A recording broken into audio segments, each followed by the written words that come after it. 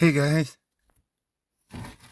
well, I want to show you something on Google Maps. I know, another Google Maps anomaly. I want to go down. Oh, we're going to go to Taiwan. Here it is. We scroll down to Taiwan somewhere. It's somewhere. Maybe this is it. Yeah.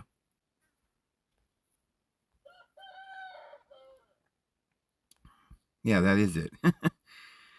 And you click on this little spot right here. And here we go. And you come out to this little boy who's pointing. It's a boat. And this little boy is pointing. You can see the eye. What kind of a monster is that? Look at this.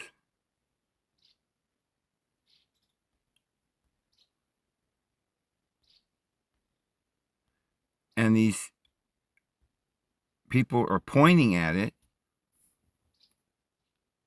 They don't look too scared. Oh, they look a little frightened, a little worried. Look at this. But they're taking pictures of it. Like it's a Disney cruise or something. And you know, it's just some fake thing.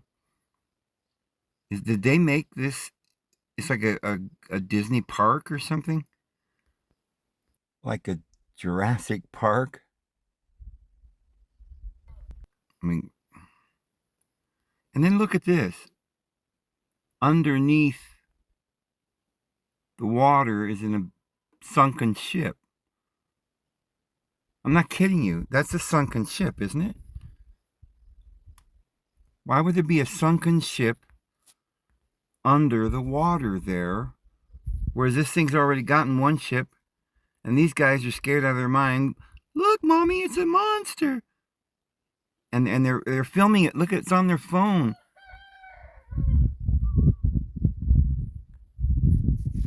You know? But they don't look that worried. You know, if I saw something like that coming up out of the water, I'd probably be pretty worried. Now, maybe they're actually looking at the sunken ship, right? And this is added by somebody. They just added this. And what's this Gia Play 3D? Some kind of a game here? Yeah, nothing is real anymore. But then you got this little crazy thing. I know. What is that? Coming over the horizon. There's no end to stuff that you can see. That really does look like a sunken boat, though. Well, I'm sure it is. And nobody cares about the poor people that's down there at the bottom of the sea. But, oh no, here comes a monster.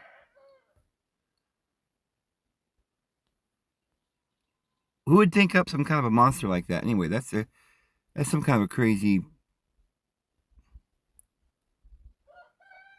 monster right there. And I heard this from Dabu 7, but when he said how to get here, he said the other side of the island, and I tried over there, and there's nothing over there. There are other boats flying around this island, but there's only one of these, and it's on the other side of the island from where Dabu 7 said. But I'm showing you exactly where.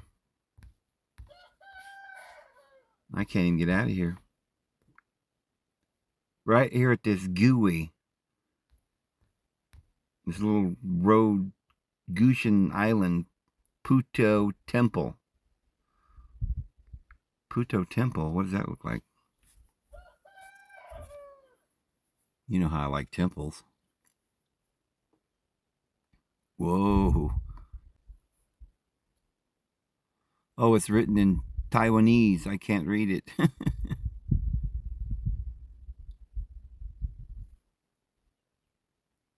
This is a temple?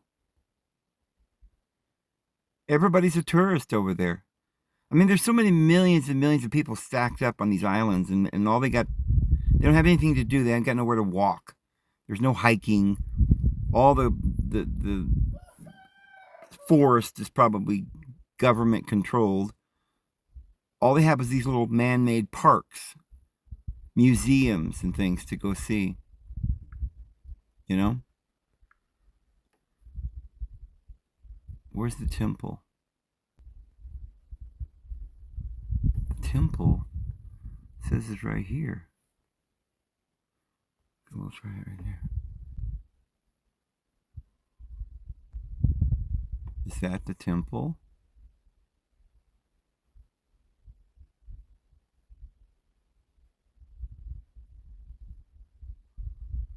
Wow. Everything is a museum over there. You know how I was saying the other day, well, I mentioned it, but the word theater when it comes to war, I've heard other people mention this, but not in this way. If you were like myself and you believe that everything that's going on in the world is a theater, that nothing is real, that Taiwan's probably just a little museum they're fighting over, they're not really fighting, it's just a theater. There's nothing there. There's a bunch of controlled subjects on Japan, Taiwan, Philippines. They're all controlled.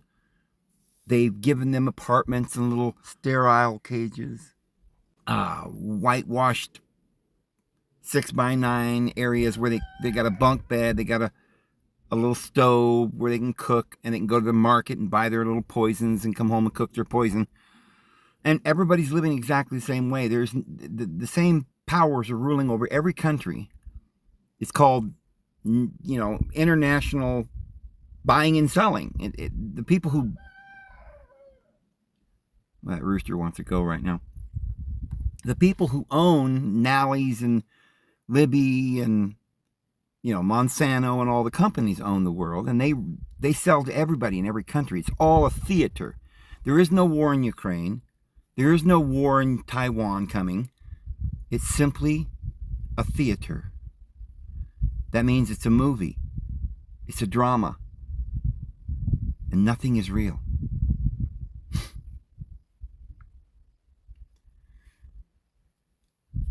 But yeah. That's somewhere over here I was going to show you. Maybe it's right here. Yeah, so I think it's right here. Look at this. Everything on this island is a theater. Look at this.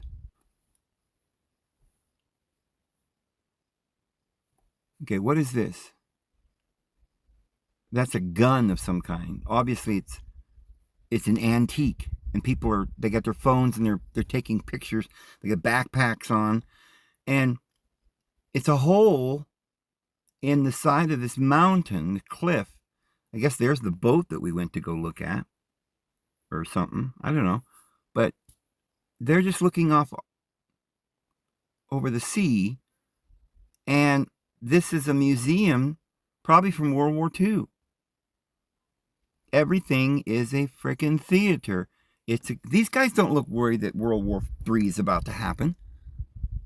They're like, huh? Taiwan? We live here. It's a museum.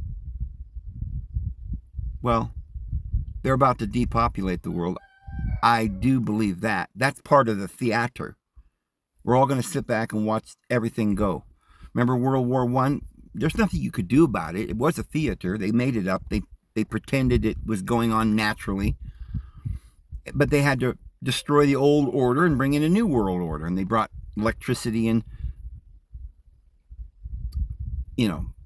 Benjamin Franklin invented electricity, and then they set it all up at the World Fair and showed us what they're going to do. And boom, there we got cars and a totally different system than World War II. And now we're going into this biotech world where I believe they're planning on absolutely depopulating the entire world. And the people who run the world, the elite, will go underground.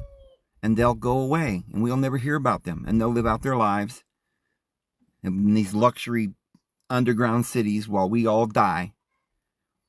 And a few peasants will survive. If you read the Sumerian tablets, that's the idea you get. You got these beings that today we call gods, but that they weren't called gods. There were other beings called gods that came later. There were the Titans, there were all these different groups, and they were fighting over the earth. And humans were just being murdered, and Enki wanted to save the humans as slaves. I mean, that's why he came down here, he genetically modified us or something. I don't know about all that, but I do know our Bible says that Yahweh cursed the serpent, which I believe means the DNA, the nature, the brute nature, and then made law and order and justice and vengeance, and it's like a big experiment. And there's other ogres, fighting. But what about Jesus, Dave? Well, I believe in Jesus, but Jesus wasn't one of them. They were the ancestors, and he was the coming promised one, the Messiah, the anointed, the Christ. And now we're all one in Christ, so we're a different breed. We're not, we're not those ancient ogres and cyclops and hundred-handed ones and giants and grotesque brutes that ruled the world and built insanity and control. But they're always there. Remember, they went underground. They were sent down to Tartarus, and then the cycles go round and round.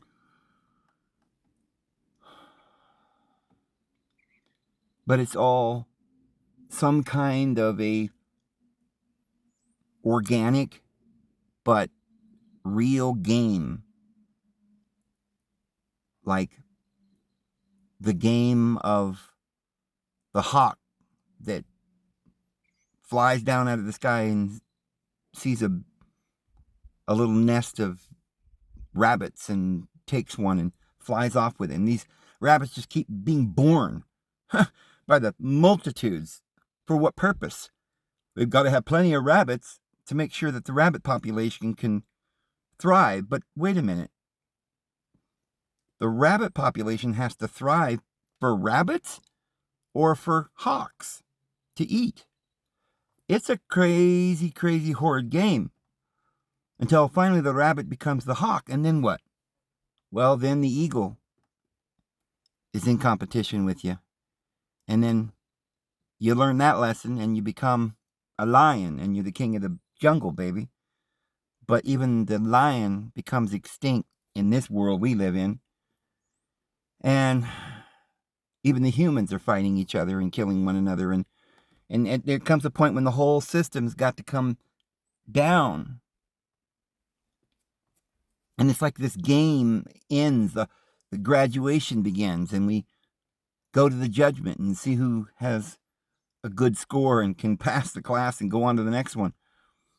And yeah, all these ignorant fools that think they're ruling over us are just hawks and buzzards and lions that don't realize they're not really the king. They're just brute beasts being controlled by the emperor that nobody knows because he's got no clothes.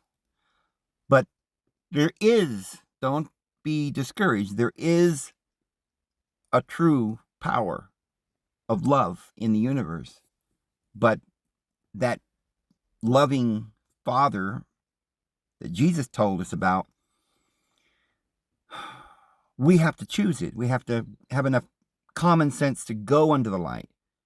We have to finally wake up so that we can realize that all of this is nonsense. It was just a game, all these little pollywogs racing to the oven trying to see who can be born. You fools. You think it's going to be some great adventure. Well, maybe it will be, but there'll be a lot of pain. And you've got to do it. There's only one way to get through this millions and trillions of years of hell. But I know it sounds bad when you speak of it that way. I mean, if you look at the suffering of all the animals are going through, and how many millions of little sperms don't get to the ovum, or how many frogs die just so that a number of frogs can survive, and how many bunnies are murdered by the hawks, and then when the ones that do survive, they only survive for a little short time, maybe a year or two, and they die. But you see, that's part of the process, and they don't have the consciousness level yet to know that there's anything wrong. They live and die, and they have a lot of fun probably too. And there's no pain beyond what they can bear. It's just a learning process. They're not thinking about eternal life at the point where they're bunnies and hawks. They're just this entity that's beginning to form, just a spark that's beginning to understand consciousness.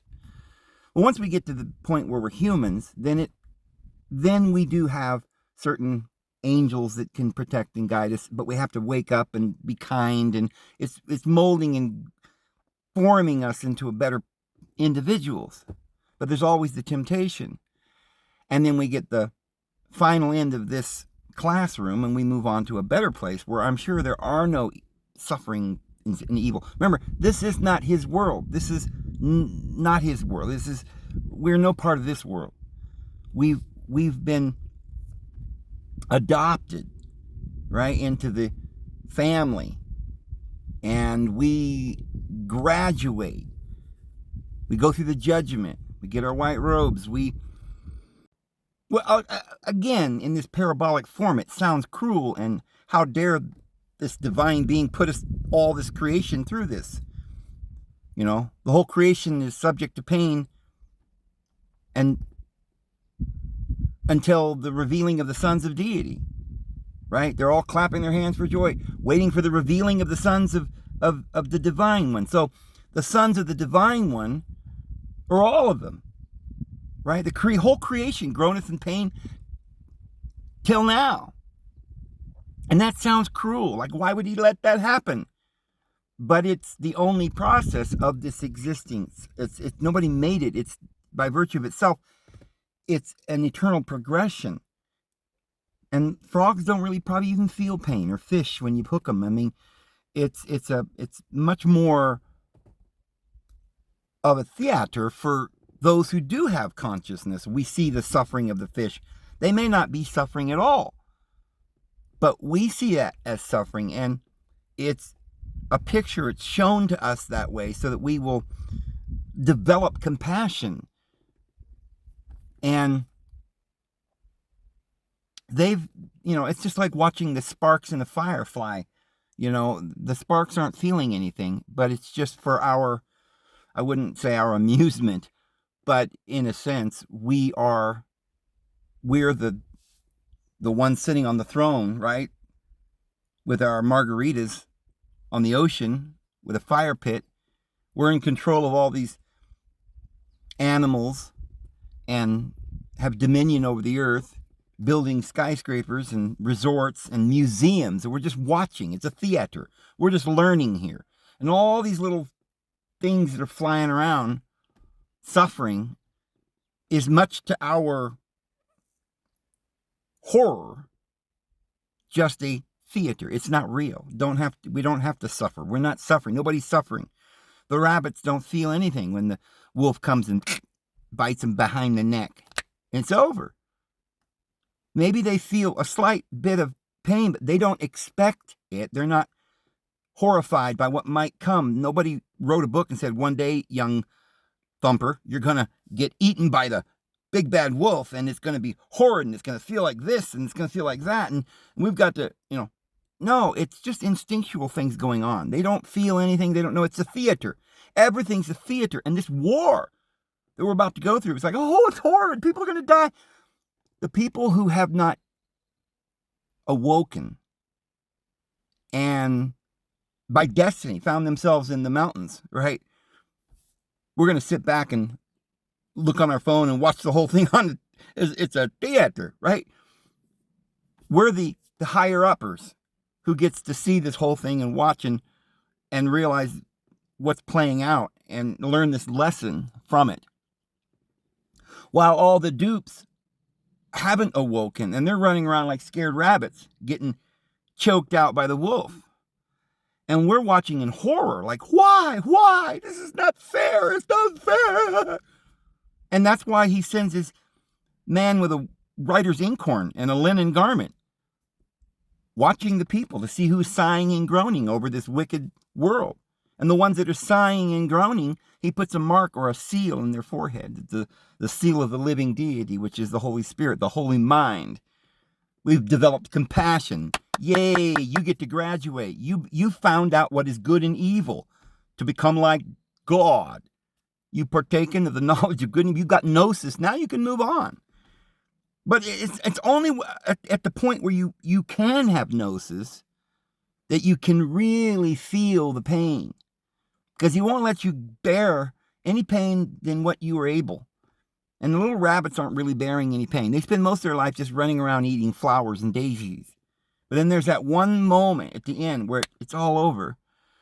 They don't really feel, they don't think about it. Oh, fish, you hook them and it's over. And they come back as another bigger fish. And they may go through this for thousands of years. We don't know the whole process.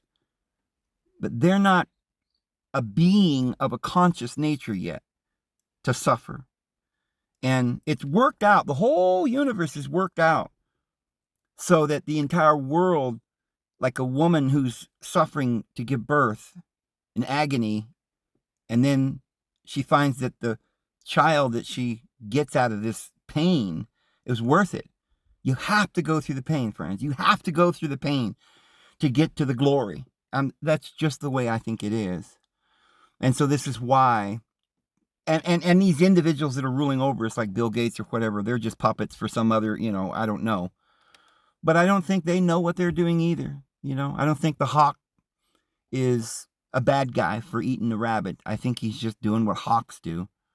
And rabbits are going to keep getting eaten until rabbits evolve and become humans. And then even then there's going to be a lot of suffering, but in a different way.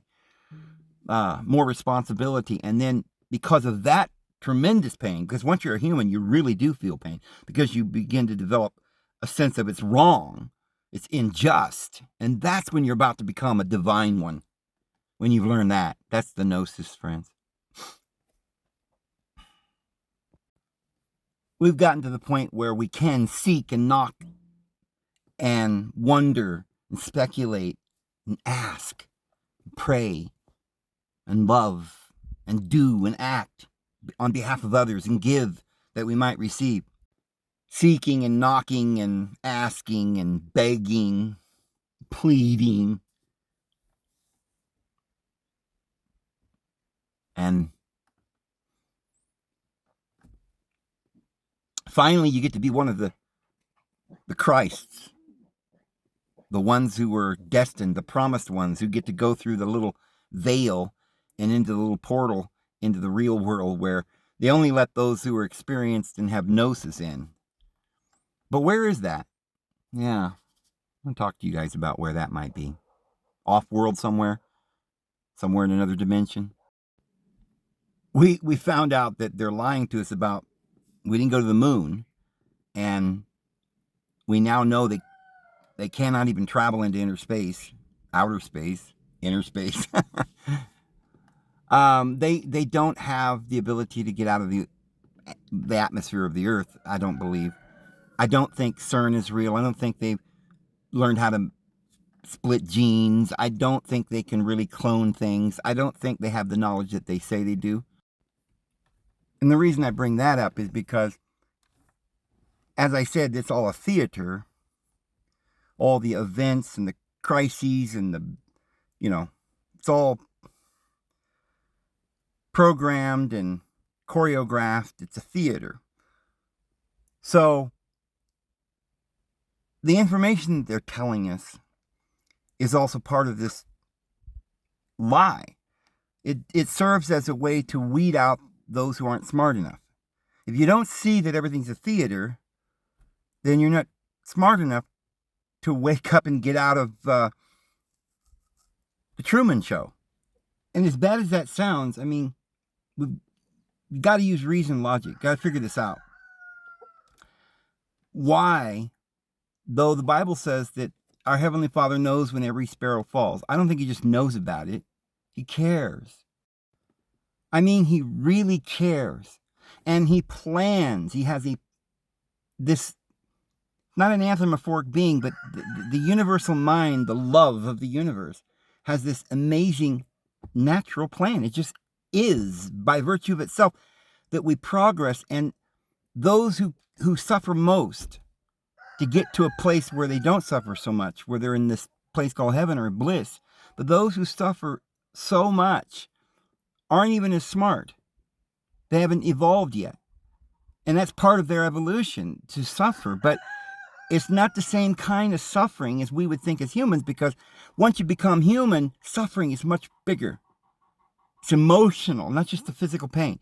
And we anticipate, and the horror and the vivid, repulsive injustice, we hate it.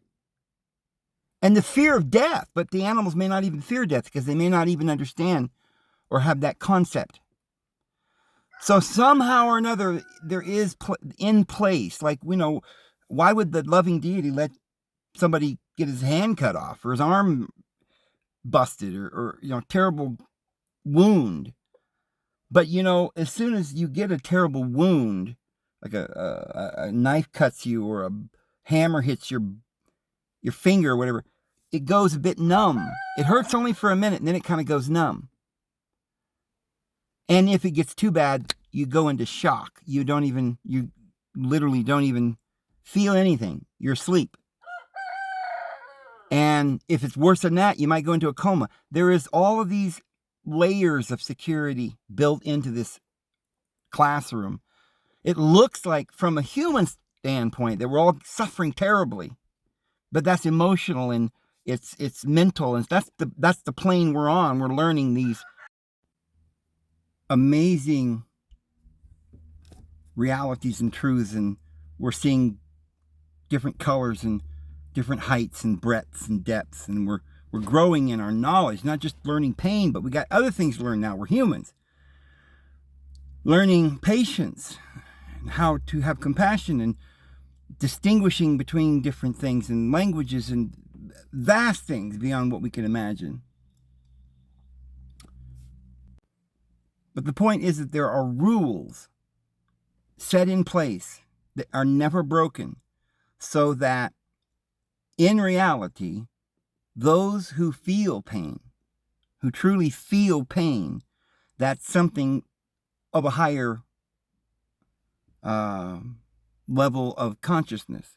The lower consciousnesses don't really feel pain like you would think. They might avoid getting smashed, or avoid a fight. They don't like, they react to pain, but it's not on the same level as humans. It's a biological, chemical reaction in a lot of ways, because rocks react to chemicals that are poured on them and stuff. It's a reaction, but it's not, there's an emotion there. Emotion is for the higher species, and when you become human, we have more than emotion. It goes into morality and feelings and profound heartbreak, fear that is knowing what's about to happen. It's a torturous thing. So for humans, and if you look around, you think, well, then why are humans suffering like this? But there are, like I said, there are rules. And because we're about to become divine, beings with all this power, to get to that glory, you've got to go through quite a bit of training. It's not a joke here. This is real training on the job. And so most of the pain that we're feeling is the ability to be corrected, to be humble, to be disciplined. Because if we've got that kind of power, we have to know how to use it in love and in judgment and with compassion. We have to learn that.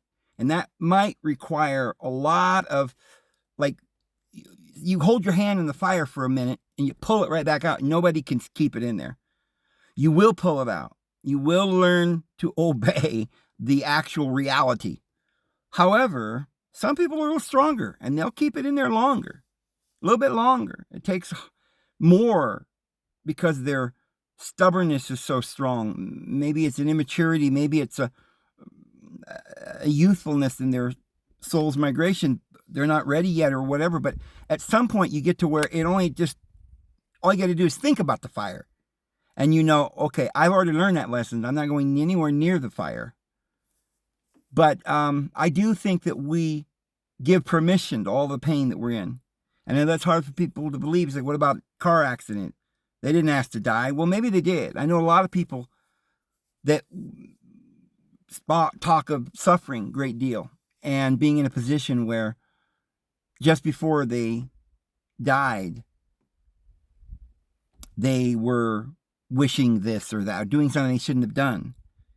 And it's like a kind of a consequence. And sometimes at the last minute, they'll wake up and they'll say, Lord, no. And an angel will come and save them. But we make decisions. I mean, I even believe when people pass away, the last few minutes or hours or even days before they die, they're actually, angels are introducing them to their loved ones, and there's messengers that are preparing them for the change. So there's a great deal of love and compassion and lots of bells and whistles and safety switches and safety valves and safety nets all the way through, so that whatever happens, you can't fall and be gone. You can't expire. You can't disappear. No matter what happens, you can recover from it. And if you do find yourself in some tremendous, horrific pain that nobody should have to go through, there are these safety nets and these safety triggers that come out of nowhere, shock and comas and angels sometimes just come and rescue you.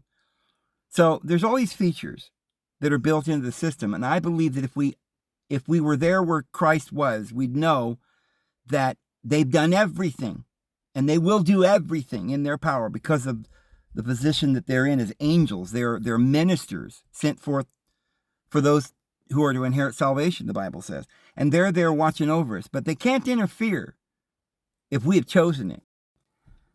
And I don't think they can interfere.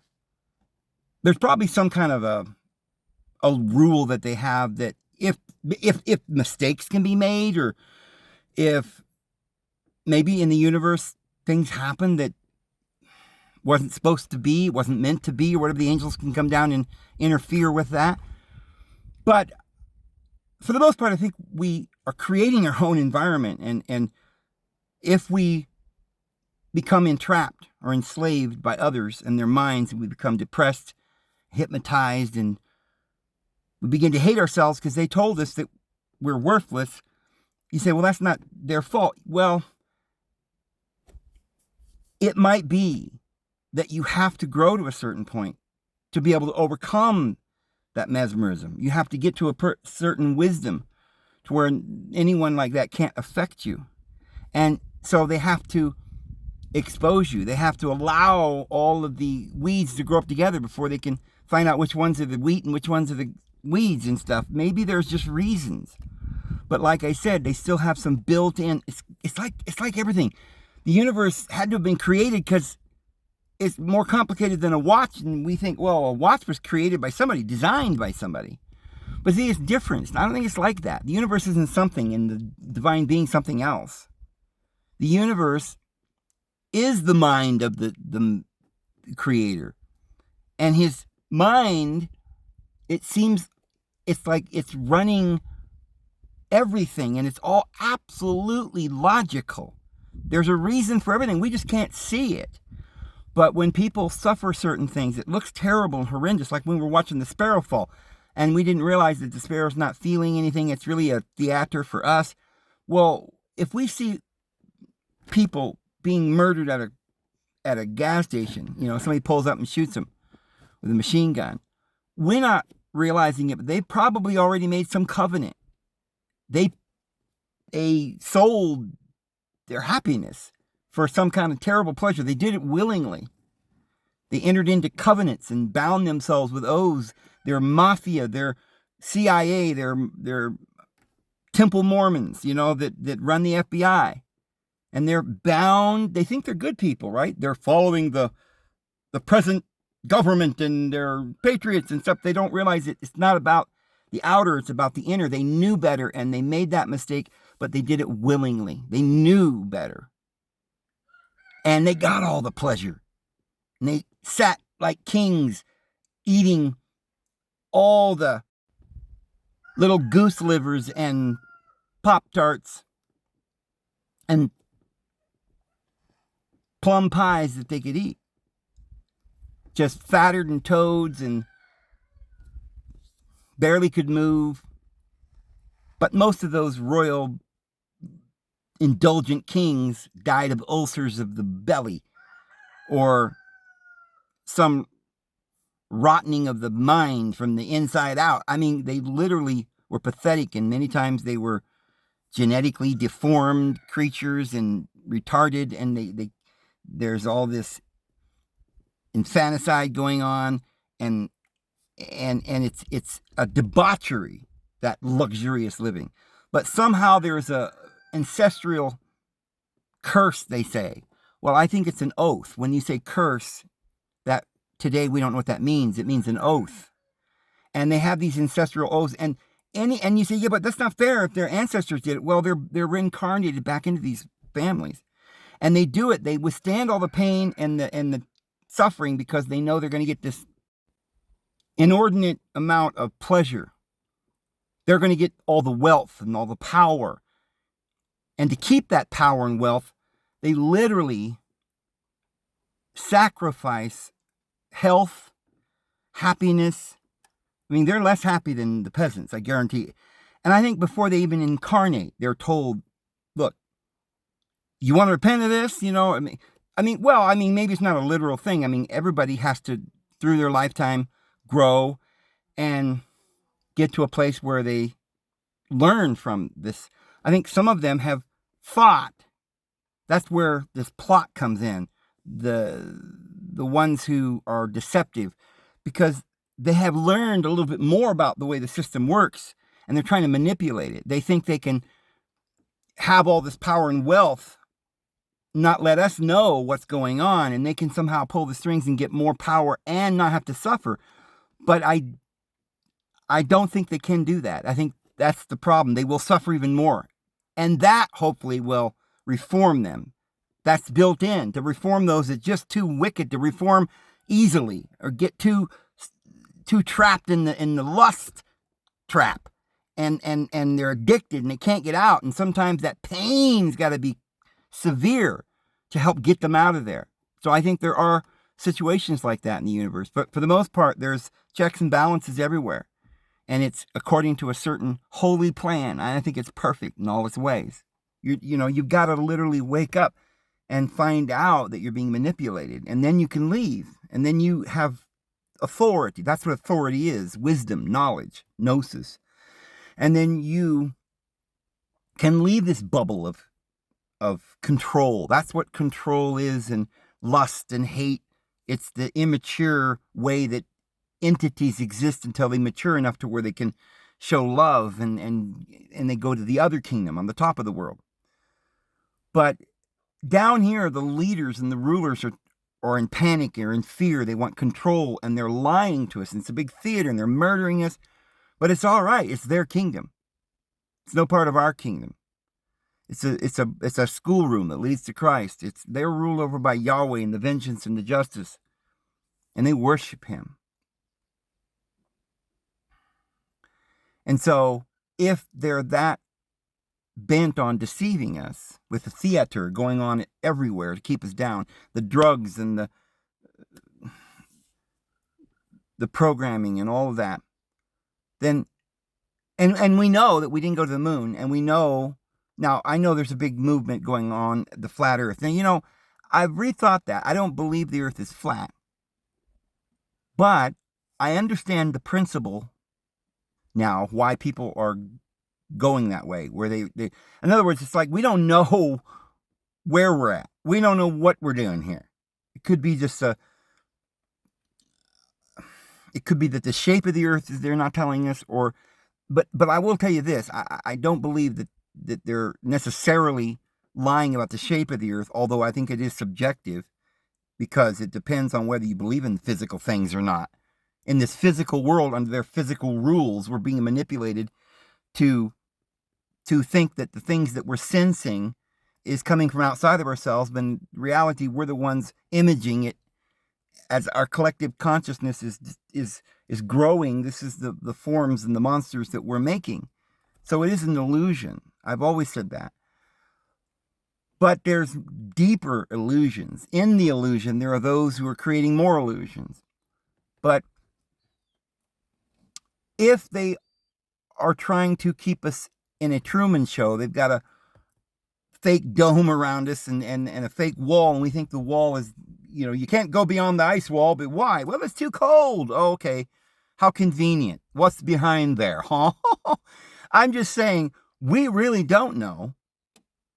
It makes sense to me. The best model, since I can't tell you how far it is to the stars because I've got a protractor and a square. I can't tell you. Maybe somebody could. I know that Aristotle and those guys may have said they did that, and we believe that story, like the Tesla story. He invented everything, right? Even free energy, or the Benjamin Franklin flying his kite story. I mean, I don't necessarily believe in all that. I think somebody knows all this information already, and they just plant it. It's a theater. But they have little stories to tell us why that happened. Like, well, why does women have to be slaves, Dave? Well, because, you see, God created Adam first, and therefore he created woman from his rib, and therefore they've got to be subject to their master. It's just stories, right? So what is the real truth? Where did Jesus go if he was raised from the dead? Physical Jesus. He doesn't live anywhere in the world that we know of. So is there some other place physical? Well, we could say, oh, maybe the stars. I've ruled that out because, first of all, we don't even know what a star is, and we don't know if there's any such thing as planets. We call the thing we live on as a planet. But have you ever looked at the word planet? Right in the word, it's plane. Is each planet a plane? And if there are other planes, are they above and below, like Scripture tells us? And we go and live on another plane? Well, if we did, it'd be a different dimension in a sense, wouldn't it? Because each of these planes are like the elements. They're of different consistencies. And uranium's very hard, and air is very light and fluffy, and helium is at the very top, light. And they all know their place. So I suppose there are beings that live in light bodies, and they're living on Helios. But where is Helios? Is it like that? Is it a universe? Well, see, that's why I believe that the Earth is a sphere, because aside from the fact that, well, I haven't gone up in an airplane. I've never been in an airplane, so I haven't been able to tell. I couldn't tell you from experiments and experience that there's a curvature. I have seen pilots that have explained the whole thing. There's a video where he says, yeah, it's definitely around. And he talks about how many thousands of miles is from here to here and why they don't go this other direction across the North Pole because it's too cold and why, But look, he could be lying too. I definitely know they didn't go to the moon. I've seen these astronauts lying through their teeth and admitting it. But we've seen all the fake footage. All right, am I now a flat earther? No. Why would I choose that scenario? If I decided they might be lying to us that the Earth is a sphere, why would I assume that this idea that they planted in our YouTube feed that the Earth is flat now makes any more sense? That doesn't make any sense to me, that the Earth is flat. An endless plane or something, or you fall off it, it makes no sense scientifically. Because if the universe is infinite, this is how I look at it. We've got an infinite universe. You can go infinitely up, infinitely down, infinitely left, or infinitely right. So, in a universe that's everywhere, the only way to conceive of an entity or a variable, a person, a thing, is that it's got to act or react to everything else. And the only possible way that I could explain the universe is millions and zillions of spheres, like cells that duplicate and expand, and then vortices. And I mean, I see hurricanes and open the barn door and all the dust comes swirling out and little solar systems start flying around. And I've seen how all that works. I hear a lot of people that are flat earthers say, oh, it's ridiculous to think we're flying through space at 66,000 miles an hour or whatever, and then there's 6 million now. You know, all these figures that they come up with it. And they say it doesn't make sense, but you know you can drink a glass of water while you're on a train going 60 miles an hour. Everything is working on the basis of centrifugal force and velocity. And, you know, Newtonian physics makes complete sense. And it's the only explanation for why we fall to the ground, why the sun comes up every day. I mean, why would some ball be floating around in the sky, going around and around and around for no reason? The only reason is centrifugal force, gravity, and all these powers and forces and things are universal powers that are controlling the whole universe. So it would make sense that there are stars and planets. The only thing I'm saying is we don't know exactly. We really don't know. It makes sense, at least for our Earth, that there's an infinite space around us. It's kind of like saying if water's in a cloud and it falls down to the ground, it is going to form into a sphere or a little raindrop. Why? That's just how it does. Water kind of coalesces around each other.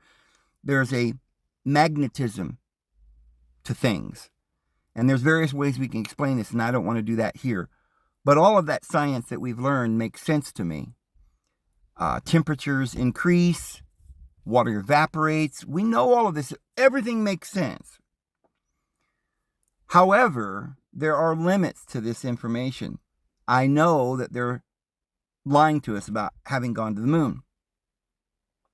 So, there are things I do know vaguely, and there's things that we don't know. We don't know the exact cosmology. We don't know for sure if every star has a planet. We don't know what a planet is. We see them out there in the sky. We don't know the exact reason for any of this. If one could believe that perhaps the Earth is much bigger, because we wouldn't know, it could still be a big round sphere, but it may be 100 times bigger. And there could be, for whatever reason that we don't understand, there could be, have you ever noticed there's a thing going around where this guy's got this, he does several videos, and he says beyond the ice wall there's another ocean area, and there's other, supposedly the Germans had a map where they went and conquered this. I believe they're confusing a lot of things. I don't think that's true. And I've looked into that video that he's doing about the other continents and islands beyond the ice wall. They're getting all of that from the ancient legends and myths, historians of ancient days from ancient countries. They had different languages, so there's all these different places like Argotha and, you know, mythical places that the Japanese believed in, or the Native Americans. They had different names for it. And they're saying all these mythologies are talking about real places, and they're just assuming it's beyond the ice wall. It's all kind of made up. Hodgepodge. So none of that's true. But the idea that perhaps it's possible that if you went in a certain direction on a boat, that you'd find the ocean goes for endless miles in another direction that we wouldn't even, they could certainly hide that from us. There could be lands beyond the ice poles. I mean, we don't know for sure. If the Earth is much bigger, I mean, I certainly don't think it makes sense it's an endless plane. That doesn't make sense. The Earth isn't just endlessly flat forever and ever. You just keep walking. Although, as I've said, it might be that, there's all these relativity theories and stuff. Like, for us, as far as we're concerned, we can only see a certain distance. We don't know if there's anything beyond, but there is. It's just we can't see it. So in our world, our world's only this little island. We don't know of anything else. But beyond the island, there is something else. So it's possible that we're not being given all the information. I don't think the Earth would be flat, because that just doesn't make sense.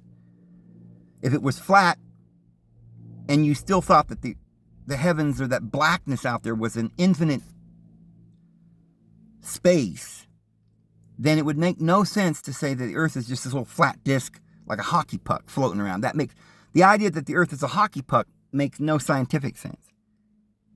Newtonian physics don't match that.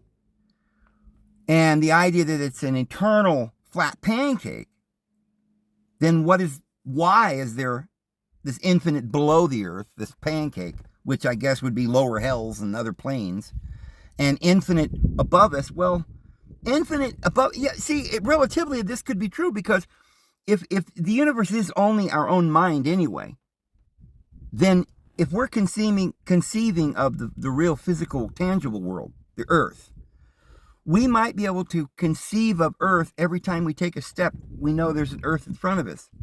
That's just the way that our minds conceive. Like when we're in a dream, we can walk for 1 trillion miles in one direction in a dream, and it could just be flat. We don't think of whether it's flat or not, in our dream. We just know this. If we keep walking, there's always something beyond the next mountain. Maybe that would go infinitely, because our mind just makes it all up as it goes. And they've somehow, in this world we're living in, given us this concept that you can't go beyond there. There's borders and state lines, right? You got to stop at the border and get a passport, because they don't want you going beyond any. We don't know what's going on over there in Korea. Why? Because they don't want you to know that this is a big theater and that there's nothing there but cardboard cities and people living in a concentration camps. Well, we kind of know that, right? We try to ignore that. But I'm saying there are things that are not for us to know. They rope it off and say, don't go in there. They put a gate on it and say, don't go in that cave, right? Why? Well, it goes down to the center of the Earth and there's a bunch of ogres in there. Oh, okay. Well, we don't need to know that anyway. Let's stay up here in a little world where we pretend that society is going to give us dulciers and they're going to cure our diseases that they made up out of whole cloth, and told us that these diseases were some pathobiological aberrations in the fabric of this existence, and you just come down with some disease and they got the cure, right? No, it's probably because we're living wrong. The dog's rabid because they've got him on a chain and they're beating him and starving him. It's not that some dogs are evil. You may have heard me say in the past that my teacher up in northern panhandle of northern Idaho by Bonner's Ferry, I spent quite a few years there. We originally went there when I was about 13 and built this little A-frame lodge in the woods. This was just about the time when everything went haywire with Jehovah's Witnesses. That cult came in and destroyed us. And by the time I was 15, I was on the street. But so that was like 2 years in there. But after that was over with, my mother stayed in that area and lived near Bonner's Ferry in Sandpoint. And so I would be there off and on. Most of the time I lived in the area too where my mother was for some years after that.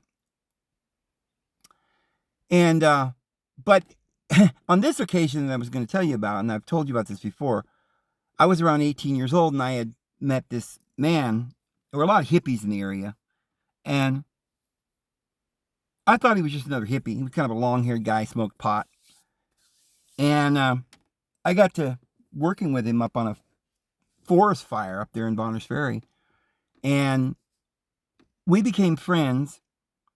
And he was a disciple of Don Juan, which now I see how interesting and how coinkadinkle all this was, which is not coinkadink at all, because I don't believe in that. But this man was a disciple of the last disciple of, or the apprentice of Don Juan, who was the last Pueblan Indian groups that go back to the Nuhatl Indians, the Nuhat. And the Nuhat Indians were the original native peoples that came over. They're written about in the Book of Mormon. And they're the ones who believed in Quetzalcoatl, and the Enochic land, where the city of Enoch down in Mexico City. And they were these Native Americans. And they ended up going all the way to New York eventually. That's why most of the native peoples that we find in 1800 here were all in tents. They were refugees. There was huge wars.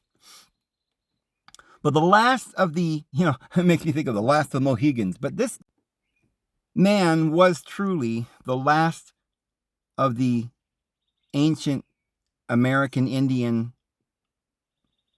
religious priesthood. And his disciple was my teacher, Rusty. And Rusty only had one disciple, and that was me. And why I tell you that is because the main point that I got out of all my training from Don Juan, you probably read the book Carlos Castaneda's Disciple of Don Juan, the last of the Yaqui Indians. Well, the Yaqui are one of the tribes of the Nuhat Indians. But down in Nogales, Arizona, is where he was residing. But the major thing that they do is they had ceremonies, and they used peyote, and they would speak to higher realms, and they would be initiated through all kinds of tests and trials and ceremonies, and they would achieve a certain gnosis where they were aware that this reality is a collective consciousness. So you probably wondered, if you've ever thought about this, if everything that's around us, we're creating it. How is it that I see a tree and you see a tree, and we see the same tree, and we can talk about it and explain what color it is and how big it is and how tall and what it smells like, and we can come to the conclusion that we're seeing the same tree? Now, if I'm the creator, how can you be the creator? Or are we both creating everything exactly the same way? Well, this is why the lower species and the lesser conscious beings are prone to mesmerism and hypnotism, because that's how it works. They don't have the strength at that point, a strength of mind, the will to separate and make their own kingdom. They don't have the knowledge or the power to create their own kingdom yet, even though potentially they do. They're like a child. They can think up an entire world and live in it. Because it's not a physical thing, like the world's not physically there. But we're all in the same mental bubble because we're so weak, we're being influenced by each other. And if I tell you that's blue, and I say, no, it's blue, and you're like, really? And I'm like, yeah, it's blue. And then somebody else comes along and says, yeah, it's blue. And then your mother says, it's blue, honey. What's the matter with you? Then all of a sudden you're like, okay, it's blue. Because you're too weak to realize that you make the decisions. You don't have to follow the collective belief system. It's just a mental trance people are in. And so Don Juan taught that this was his last life in this consciousness, and that he was going to go and create his own he taught that that was what the masters did. They created their own world. They overcame this mesmerism. They overcame this bubble of consciousness and this negative force, which is in fear and is angry and jealous and has all this gravity pulling in. And what would they pull in? Well, they're being influenced by the same power that's around them, that wavelength. There's a vibrationary wavelength that most people are operating under. And if you hang around them very long, you end up being tuned to be in their same wavelength. And that negative, the diseases that they have, the mental, starts with the mind. You're infected by their thoughts and their ideas and their hate. You've got to learn to grow and to wake up and to break free from this world, be no part of it. And tell that mountain to be moved and literally uproot that tree. Yeah, we got to plant a whole new garden here and restore the earth. And that's something that we do. We've got to be able to leave mother, brother, sister, houses and everything, leave it behind and let your dead father go bury his own dead and all of this, so that we can break free and not be bound by the influence of all the dead here and wake up to a newness of life. That's the Christian teaching, and that was the teachings of Don Juan. We're in a mental prison more than we're in a physical prison. Perhaps if we knew that beyond the ice wall was more land, perhaps there is. Maybe somebody would go and get there, right? Maybe somebody has gotten there. But then once they get across the border, they're like, all right, you can't come back to tell anybody. You got to stay out there. And these people went out and found some wonderful Aleutian Islands beyond the ice wall. Now, the only reason I mention that, I'm not saying that's true. I'm just saying, what could it be? This Shambhala that the ancient Tibetans, and they believe in this ancient major city where all the masters go and they live there forever. The sacred city, the Argotha or some fool. Is it possible there is a place that they've made sure we don't know about? Perhaps it's under the water and they built a city. Perhaps it's in the sky and they built a ship. I don't think so, but where is this place? Because wherever Jesus went, I don't think it's light years away on another star. Now, Jesus did say, I'm going to go and create a place for you. In my Father's house, there's many mansions. Now, where's his Father's house? It's obviously some kind of a house, and we're going to live there. And we're going to see him as he is. And we're going to have bodies. It can't be that much different than this, although it could be a body that is made out of light, right? That never dies. Okay, I get that. So it could be another dimension. Jesus is somewhere else. And he's coming back into this dimension someday to take us there to that dimension. But it could also be that the physical universe is just really always the same dimension. It's just your consciousness. You improve your consciousness and you see clearly. And love prevails in that higher consciousness. And there could be people living somewhere in this physical world where their ecology works fine and people don't die because their minds are full of love. Some Argotha or Thule or Shambhala, somewhere in the Himalayas.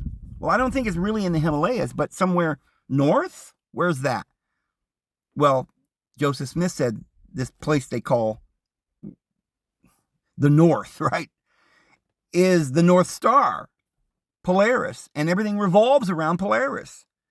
And the Father's got a throne up there, and Jesus, the ancient Egyptians called that the Phoenix, not the Polaris. The Chinese called it the Emperor's Seat.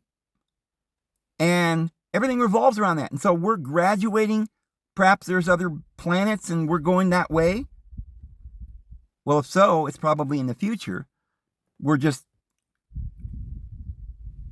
this world's relative, right? So if we're consciously alive in this present moment, then our minds are at this present state where this is the way things are with all the suffering. And when we wake up and our minds are more purified, then when we open our eyes, we've clicked our heel 3 times and we're back in Kansas. And this physical world, we haven't gone anywhere. No time and space, it's just an illusion. Boom, now we're in paradise. But that's the future. That's after we've graduated. So perhaps the future comes to the present because we've graduated.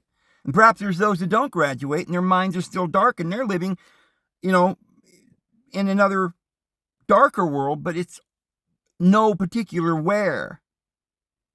So maybe Jesus is right here. And for those who can just reach out and touch him, they'll be healed. He's within you. He's within your mind. He's within your grasp. Or perhaps there's a reality. Perhaps there's a real Jesus. And I believe that. Not just some, because that would mean that Jesus lives in the future, but he doesn't live now. Well, he lived in the world 2,000 years ago, but he was a sinless lamb and he died for our sins. 2,000 years later, where is he? He's coming soon. But where did he go? I think he's real. I think his body was real. And I'm just saying, out of all the possibilities, because we don't know where he is, or because Thomas says, where are you going? We don't know where you're going. He says, you know the way. So there's some kind of mystery here. But we have a couple of theories that we could probably assume would be the closest. And one is that he's in another dimension, heaven or wherever. And he, as we said. But one is that the earth is much bigger. Or the physical realm is not what we have been told. And there is a Shambhala somewhere. Perhaps that's also a parable, that Polaris. Because we don't, like I said, we don't even know if Polaris is an actual star with a planet around it where there's a kingdom. We don't know. It seems like everything's a parable. And we're just trying to figure it all out. But I'm going to do a deep dive into this. I've just wet your whistle on that. Just put some questions out there. But I'm going to give you some facts, and we're going to go through some scriptures here pretty soon. We're going to do the whole series on that. But who are these elite individuals that think they're ruling over us now? And what is this theater, and who's creating the theater? And this is where you get the gods. The gods are the ones that have the technology that after 50 or 100 years, the peasants forget technology. And then underground UFOs come out, and they do crazy things and tell them what to do and try to guide and direct their form of governments. Like, voila, it's a miracle. Oh, it's God. It was God's direction that we do this. That we have some government authority tell us what to do. It's God. We don't know who these amazing, powerful miracle workers are. But there's just this little group, this little elite that have been under the ground for thousands of years ruling over society. And I bet they get a kick out of it, where they build society up where there's millions and billions of people as an experiment to see what, use them as slaves, build factories, advance their technologies, and then they go back underground again. And a few peasants survive and we don't remember the technology and how they did it. This is like the days of Atlantis, friends. It's going down. Now that's one theory. But in that theory, you have to understand that Jesus Christ has for some reason, allowed the devil's kingdom to survive underground. And this devil's kingdom is in hell, right? Underground. And we're in this material order because we haven't awoken yet.